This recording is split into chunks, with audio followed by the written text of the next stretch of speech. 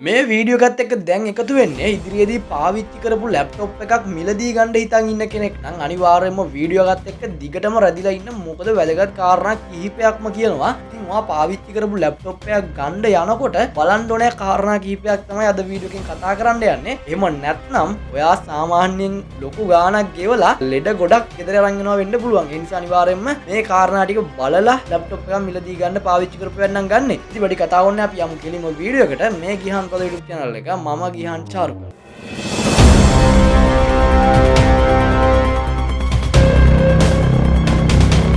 අංක එක විදිහට මම අද කතා කරන්න යන්නේ ලැප්ටොප් එකේ බැටරි හෙල්ත් එක. iPhone එක පාවිච්චි කරන කෙනෙක් නම් දන්නවා මොකද්ද මේ බැටරි හෙල්ත් එක කියන්නේ කියලා. එතකොට ලැප්ටොප් වලත් මේ බැටරි හෙල්ත් එක පෙන්නනවාද? මෙතන ප්‍රශ්නයක් තියෙනවා. හරි. ඒකත් කියලා දෙන්නම් කොහොමද මේක බලාගන්නේ කියලා. සාමාන්‍යයෙන් ඔයා මේ ලැප්ටොප් එක ගන්න යනකොට මේ කඩේ එක්කෙනා මේ ලැප්ටොප් එක ඔයාට පෙන්නද්දි charge එකට ගහලා නම් තියෙන්නේ. අන්න එතන පොඩි ප්‍රශ්නයක් තියෙනවා. මේ ලැප් එක මේ වෙනකොට charge කරලා නම් තියෙන්නේ. ඔයාට පුළුවන් දිගට මේ වැඩේ කරගෙන යන්න. නැත්නම් ඔයාට සිද්ධ වෙනවා කාලය කැප කරලා මේක පොඩ්ඩක් charge වෙන්න තියලා ඊට පස්සේ මේක බලා ගන්න. charge එකට ගහලා ඊට පස්සේ charge උනෙන් පස්සේ යම් කිසි ප්‍රමාණයක් ඔයාට පුළුවන් ඔයාගේ mouse එක අරන් ගිහිල්ලා mouse එකේ wheel එක යට තියෙන battery icon එක මේක click කරන් පස්සේ එතන side එකෙන් පෙන්නනවා තව කොච්චර වෙලාවක් මේක පාවිච්චි කරන්න පුළුවන්ද කියලා. මේකත් හරියටම sure නැත්නම් ඔයාට පුළුවන් laptop එක පාවිච්චි කරමින් යන්න brightness උපරිම වැඩි කරලා software දෙක තුනක් තියෙනවා නම් මොනවම හරි ඒවා run කරලා සාමාන්‍ය පැයක් විතර මේක පාවිච්චි කරන්න පුළුවන්. ඊට පස්සේ ඔයාට බලන්න පුළුවන් මේක කොච්චර වෙලාවක් ඇතුළත කොච්චර ප්‍රමාණයක් battery අඩු වුණාද. එතකොට ඔයාට පුළුවන් මේක ගැන නිගමනයකට එන්න මේක ගන්නවද නැද්ද මේකේ බැටරි එක හොඳයිද නැද්ද කියන එක පිළිබඳව. දෙවැනි කාරණාව විදිහට මම කතා කරන්න යන්නේ hard health එක. මොකද්ද මේ hard health එක සහ කොහොමද මේක බලාගන්නේ කියලා දැන් කියන්නම්. මේ hard health එක කියන්නේ අපේ hard disk එකේ තියෙන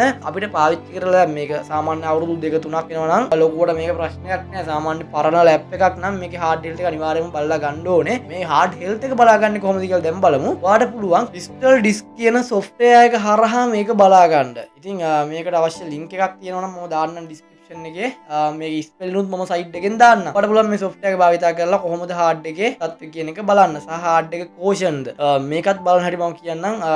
පුළුවන් වුණොත් ස්ක්‍රීන් රෙකෝඩ් කරලා දාන්නම්. නැත්නම් මම සයිට් එකෙන් දාන්නම් මේ software වල අදාළ නම්. හරි. තුන්වෙනි කාරණාව විදිහට මම කතා කරන්න යන දේ නම් ගොඩක් අය දන්නවා ලැප්ටොප් එක මීට කලින් භාවිතා කරලා තියෙනවා නම් එහෙම නැත්නම් PC එකක් හෝ වේවා. ඉතින් සාමාන්‍ය PC එක වේවා ලැප්ටොප් එක වේවා මේකේ processor එකේ gen එකක් තියෙනවා. generation එකක්. මේ generation එක මොකක්ද කියන එකත් බලන්න ඕනේ. සාමාන්‍යයෙන් i7 3rd gen එකට වඩා i5 11 gen එකක් වටිනවා. මොකද මේකේ gen එකත් එක්ක සාමාන්‍ය ලැප්ටොප් එකක මිල ඒ වගේම performance එක මේ හැම දෙයක්ම පොඩි වෙනසක් තියෙනවා. ඒ නිසා පොඩි නෙමෙයි සාමාන්‍ය හොඳ වෙනසක් තියෙනවා. ඒ නිසා අනිවාර්යයෙන්ම ලැප්ටොප් එක ගන්නකොට මේක කියන්න දෙයක් නෙවෙයි. සාමාන්‍ය අලුත් කෙනෙක් නම් ලැප්ටොප් එක අලුතෙන්ම නම් ගන්නවා අනිවාර්යයෙන් මේක බලන්න. සාමාන්‍ය i7 3rd gen වගේ එකකට යනවට වඩා i7 8 gen 10 gen වගේ තියෙනවා නම් ඒ වගේ එකකට යන එක හොඳයි. ඉතින් අන්න ඒකත් අනිවාර්යයෙන්ම බලන්න අලුතෙන්ම නම් ඔයා ලැප්ටොප් එකක් ගන්න යන්නේ. හරි. ඊළඟ කාරණාව විදිහට මම කතා කරන්න යන්නේ මේ ලැප්ටොප් එකේ ඩිස්ප්ලේ එක පැත්තට අපි ගියොත් මේ ඩිස්ප්ලේ එකේ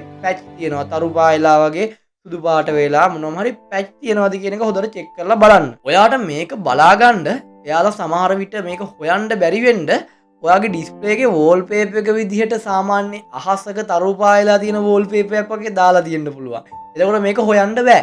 ඒකට ඔයා කරන්න ඕන දේ තමයි ඔයාගේ සර්ච් බාර් එකට ගිහලා ලැප්ටොප් එකේ එතන සර්ච් එකක් දාන්න paint කියලා. එතකොට අපේ ස්ක්‍රීන් එකට එනවා paint කියන ලැප්ටොප් එකටම එන software එක. ඉතින් මේක ක්ලික් කරලා ඔයා සර්ච් එකක් දාන්න paint කියලා ඊට පස්සේ මෙන්න මේ විදිහට ඔයා මේ paint එකට යන්න ඊට පස්සේ මෙතන ස්ක්‍රීන් එක සුදු පාට එකක්. මොනවාම හරි කළු පාට patches තියෙනවා නම් ඩිස්ප්ලේ එක ගිහිල්ලා වගේ නිකන් කළු පාටින් patches තියෙනවා නම් මෙන්න මේවා පැහැදිලිව එතකොට ඔයාලට පේනවා. ඔයා ඊළඟට කරන්න ඕන දේ තමයි කළු පාට ස්ක්‍රීන් එකක් මේකට දාගන්න. ඔයාට පුළුවන් මේ විදිහට මේකේ කලර් එක කළු පාටට එකපාරක් ක්ලික් කරන්න. එතකොට මේ ස්ක්‍රීන් එක කළු වෙනවා. ඔයාට දැන් පුළුවන් මේකේ සුදු පාටින් මොනවම හරි පැච් තියනවාද කියලා බලන්න. ඉතින් මේකත් බැලුවට පස්සේ ඔයා ඊළඟට කරන්න ඕන දේ තමයි අංක 5 වෙන්න ඕන ඊළඟ කාරණාව. ඊළඟ කාරණාව විදිහට මම කතා කරන්න යන්නේ මේ ලැප්ටොප් එකේ කීබෝඩ් එක සම්පූර්ණ කී වැඩ කරනවාද කියලා බලන්න ඕන. ඒකට ඔයා කරන්න ඕන දේ තමයි ඩිස්ප්ලේ එක රයිට් ක්ලික් කරලා ටෙක්ස්ට් ડોකියුමන්ට් එකක් එහෙම නැත්නම් සර්ච් එකක් දාන්න නෝට්පෑඩ් කියලා ඊට පස්සේ මේකේ ටයිප් කරලා යන්න මේකේ තියෙන හැම කී එකක්ම ඊට පස්සේ මේවා වැඩ කරනවාද සහ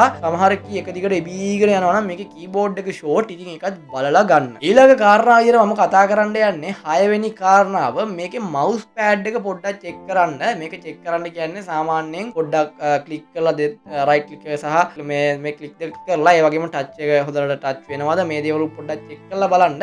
ඊළඟ කාරණාව විදිහට මම කතා කරන්න යන්නේ laptop එක condition එක. ඉතින් මේ condition එක බලපුවාම සාමාන්‍යයෙන් විශාල වශයෙන් මේ laptop එකේ මිල වෙනස් වීමක් වෙනවා condition අවුල් නම්. මේ laptop එක කොහේ පුරලා තියෙනවද ඒ වගේම මොනවාම හරි ප්‍රශ්න වෙලා තියෙනවද කියන එකත් අනිවාර්යයෙන්ම චෙක් කරලා බලන්න. ඊළඟ කාරණාව විදිහට මම කතා කරන්න යන්නේ මේකේ Windows එක ගහලා මෙයාලා මොනවාම හරි browser එකක් මේකට දාලා නැත්නම් ඔයා කියලා මේකට browser එකක් දාගන්න යාලා ගාව බොහෝ වෙලාවට පෙන්වලා ඇති browser ඔප්පලා. ඉතින් ඊට පස්සේ ඔයා YouTube එකට හරි මොකකට හරි ගිහිල්ලා search එකක් දාන්න මොනවාම හරි music එකක් ඒවා මොනවාම හරි සද්ද ඇහෙන දෙයක්. ඊට පස්සේ ඔයා මේකේ speaker එකේ sound උඩරිම වැඩි කරලා මේ speaker එක පොඩ්ඩක් check කරන්න හරියට වැඩ කරනවද කියන එක. ඒ වගේම ඊළඟ කාරණාව විදිහට කතා කරන්න යන්නේ ඔයාට පුළුවන් search එකක් දාන්න camera කියලා site එකෙන් search bar එකට ගිහිල්ලා ඊට පස්සේ මේකේ කැමරාවත් පොඩ්ඩක් check කරන්න laptop එකේ. ඉතින් ඊට පස්සේ මම ඊළඟ කාරණාව විදිහට කතා කරන්න යන්නේ ඔයා USB කේබල් එකක් අරන් ගිහිල්ලා මේ කේබල් එකට ඔයාගේ ෆෝන් එක හරි මොකක් කනෙක්ට් කරලා බලන්න කනෙක්ට් වෙනවද. ඒ වගේම හෙඩ්ෆෝන් ජැක්